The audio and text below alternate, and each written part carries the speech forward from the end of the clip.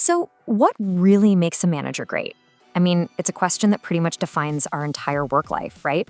Today, we're going to deconstruct how one organization, the Great Manager Institute, claims they've actually cracked the code. Look, we've all had managers. Some are absolutely incredible, they inspire you, and well, then there are the others.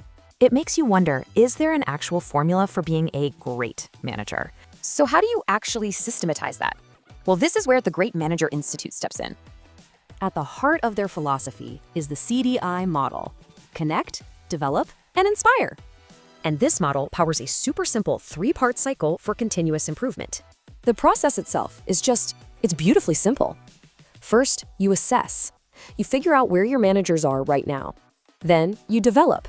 You build the specific skills they need to get better. And finally, you recognize that excellence to lock it in and inspire everybody else. So how do they kick off that assess phase? Well, GMI uses a whole suite of tools. You've got the People Manager Effectiveness Survey, which gets direct, honest feedback from the team. Then there's the Leadership Capability Maturity Model, which audits the company's entire leadership system. And the Leadership Analytics Dashboard brings it all together so you can actually see what's going on.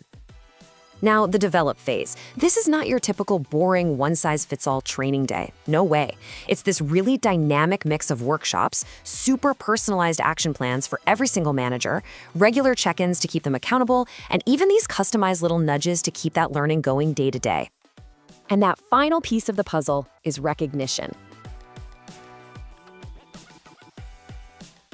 By publicly celebrating the best with awards like India's Top 100 Great People Managers or certifying whole companies as leadership factories, GMI creates these powerful role models.